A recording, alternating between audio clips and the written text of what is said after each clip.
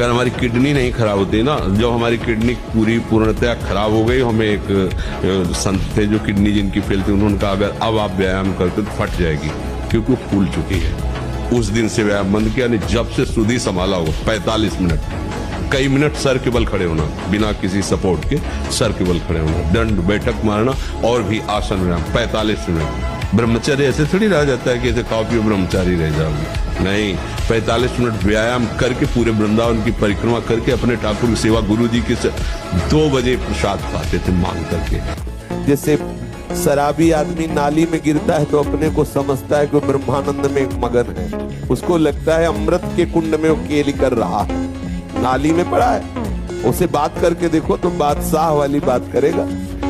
बस ठीक ऐसे ही मोह मदिरा पान किए हुए हम आकर्षित हो रहे हैं। कहाँ सुख है? धैर्यपूर्वक विचार करके देखो। थोड़ी देर भगवत स्मृति में युक्त होकर के विचार करो, काम में कौन सा सुख है।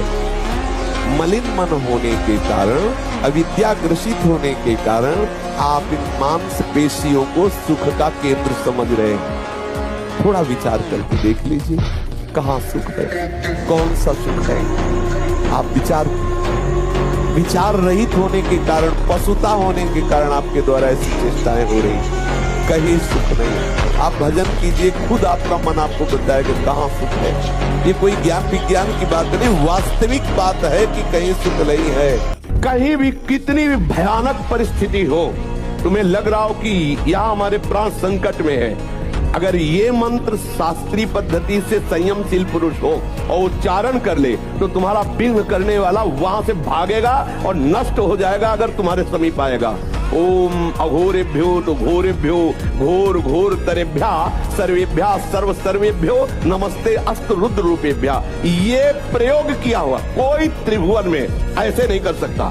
फावड़ा चलाने से भाग्य नहीं बदलने वाला, या खूब पढ़ाई लिखाई करने से भाग्य नहीं बदलने वाला। बड़े पढ़े लिखे ऐसे घूम रहे हैं, डिग्री लिए घूम रहे हैं, क्योंकि भाग्य में नहीं है ना नौकरी, तो ड्यूटी नहीं, अर्थ नहीं, क्योंकि भाग्य बुरा है तो दुख भोगना है। और बहुत ऐसे हैं कि ज्यादा पढ़े लिखे नहीं, ज्यादा उसका माइंड नहीं, कार में घूम रहे हैं क्योंकि भाग्य बढ़िया है। तो भाग्य बदला जा सकता है पुण्य के द्वारा, तीर्थयाटन के द्वारा, नाम जप के द्वारा, परोपकार के द्वारा। अगर ये कर्म नहीं तो फावड़ा चलाने से, मेहनत करने से भाग्य नहीं बदलता है। भाग्य बदलता है सत्कर्म के द्वारा। जो कार्य हमें कल करने के लिए दिया गया है, भले संपन्न कल हो, लेकिन चिंतन के द्वारा हम पूरा आज ही कर लेते हैं। ऐसे से ऐसे करना है, हम कार्य की सफलता का पूरा अपने दिमाग में बैठा लेते हैं चिंतन के द्वारा। जैसे उत्तम रसोईया वही है जो बनाने के पहले दिमाग में बना ले, उत्तम कार्यकर्ता वही है जो कुछ भी कार्य करने के पहले दिमाग में पूरा उसका निश्चय कर ले। ऐसे ही मदीर्घ सूत्रम, किसी कार्य को आगे टाले ना। अगर इस संसार में उन्नति प्राप्त करनी, हमें परीक्षा 1 महीने बाद देनी है, लेकिन आज ही प्रश्न कर लिया जाए तो उसका उत्तर हम दे देंगे। ऐसी तैयारी रखनी चाहिए, कल के कार्य को आज ही संपन्न करने की वृत्ति रखना है। आप अच्छे से समझो, जब एक उपासक अपनी सच्ची उपासना में लगता है तो देवराज इंद्र घबरा जाते हैं, त्रिभुवन थर्रा जाता है एक साधक की उपासना पे। फिर आप इतने साधक उपासना कर रहे हो, आपको सोचना पड़े भोग के लिए, आपको सोचना पड़े व्यवस्था के लिए, तो आप कहाँ हो? सोचो आप कहाँ हो? एक तपस्वी, एक उपासना में रत उपासक जब हिल जाता है त्रिभुवन, आप हो क्या? आप हरि के दास हो, महामहिम त्रिभुवन पति, अखिल ब्रह्मांडों के मायाधीश के सेवक हो। तुम समझते क्या हो? जो प्राण त्यागने के लिए तैयार हो जाए पर अपनी निष्ठा ना त्यागे, जैसे गुरु निष्ठा, इष्ट निष्ठा, धाम निष्ठा, नाम निष्ठा। जैसे नाम निष्ठा है, इष्ट आओ या ना हो, हमारी दुर्गति हो या सदगति, मुझे इसकी परवाह नहीं, नाम नहीं छोड़ने वाले। ऐसे ही धार्मिक हो या अधार्मिक, चाहे जो आज्ञा हो, हे गुरुदेव मैं आपकी आज्ञा के विरुद्ध नहीं चल सकता। निष्ठा, धाम निष्ठा, नाम निष्ठा, गुरु निष्ठा, इष्ट निष्ठा। वीर कौन है? जो विकारों को सह जाए, दूसरे को मार दे उसे वीर नहीं कहते, जो अपने मन को मार दे उसे वीर कहते हैं। मन को मारा, तन को वश में किया, सारे भ्रम दूर हुए, बाहर से कछु दिखत ना, अंदर चमके नूर। आपो त्याग जगत में बैठे नहीं किसी से काम, उनमें तो कछु अंतर नहीं, संत कहो चाहे राम। महाराज जी, अभी मैं 18 साल की पूरी हुई। महाराज जी, मैंने शराब एवं सिगरेट का भरपूर सेवन किया है। नशे की दवाई अपनी दादी को पिलाई ताकि एक पुरुष को अपने घर बुला सकूं। मैंने अपनी दादी के कान के जेवर गिरवी रखकर कई कैसे सामर्थ्य नहीं, ऐसे कैसे कि तुम शराब पीती हो, सिगरेट पीती हो और अपनी दादी को तुम नशा दे करके व्यभिचार करती हो? ऐसी तुम्हारी हिम्मत कैसे हो गई? धिक्कार तुम्हारे मनुष्य शरीर को।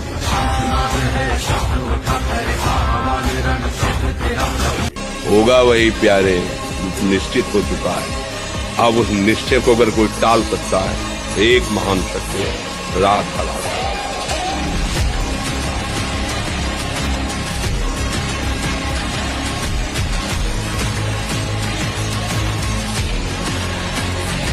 सोडा वाटर, लेमन या ठंडे पेय पदार्थ जो शीशियों में आते हैं, हाँ, ये ब्रह्मचर्य, संयमी, भगवत मार्ग, ये सब चीजें ले भाई। आपको अमृत पान करना है, राधा नाम सुधा रसम रति, तुम बहुत सावधान। भोजन के समय आपको पानी नहीं पीना है।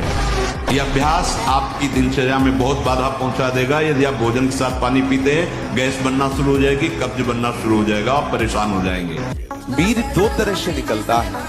एक तो जो घातक है वो उसी शरीर से निकलेगा जिसने हस्तमैथुन किया है या गंदी क्रियाएं करके बच्चापन से ही वीर को नष्ट किया है। यदि आप ब्रह्मचर्य को ठीक करना चाहते हैं, आप रोज ऐसा करें, प्रातः काल उठ करके एक तुलसी की पत्ती लें और रात्रि के समय शाम टाइम एक नीम की पत्ती लें। अगर आपको बच जाए तो फिर एक एक बढ़ा दीजिए, 10-10 पत्ती तक जाइए। किसी और औषधि की जरूरत नहीं। हर रोग का निवारण तुलसी की पत्ती और नीम की। जब किसी से हम अपनी मिलान करने लगे और अपने को लगे मैं इससे अच्छा हूं, तो समझ लेना अहंकार आ गया है।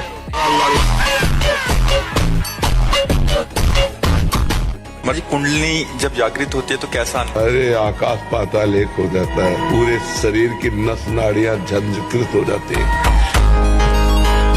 जब उत्थान करती है तो एक एक पीता शरीर उठ जाता है आसन से। पद्मासन लगाए बैठे आसन से उठ जाता है। मतलब आपको देख के लगेगा इनको प्रेत आ गया है क्या? आग पैदा हो जाती है, आग पैदा हो जाती है। और क्या?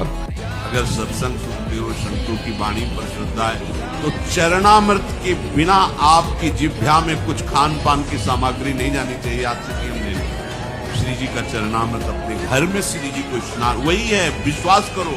राधा नाम का यदि चरणामृत वही है, पर नियम से लो कि बिना चरणामृत मुख में डाले हमारे जीवन पोषण के लिए और कुछ नहीं जाएगा। पहले चरणामृत, फिर पानी, फिर भोजन, फिर ये दिनचर्या। अकाल मृत्यु हरणम, तुम्हारी अकाल मृत्यु नहीं हो सकती। कोई भी रोग होगा रोग होगा, लेकिन विनाशनम, उसकी सामर्थ्य रोग का विनाश करता रहेगा चरणामृत। ब्रह्मचर्य में एक जोश होता है, एक उन्माद होता है, एक जिद्दी स्वभाव होता है। हारने का स्वभाव ही नहीं होता ब्रह्मचारी का। जहाँ हारने का स्वभाव होता है वहीं वो विजय प्राप्त करता है। जो हस्तमैथुन करेगा उसकी स्मृति शक्ति नष्ट हो जाएगी, याददाश्त, काम करने का मन नहीं होगा, शरीर में एक आलस्य भरा रहेगा और एक कुछ दिन बाद अजीर्णता से होने लगेगी, लीवर काम करना कम कर देगा।